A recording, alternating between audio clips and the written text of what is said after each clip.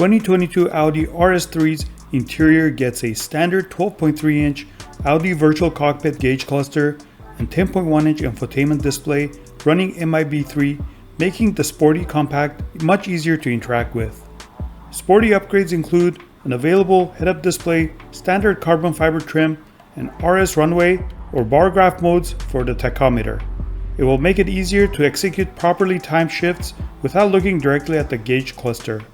RS Signature honeycomb seat quilting is available with red, black, or green contrast stitching, and an interior design pack adds even more red or green accents to the seat corners, dash, and door panels.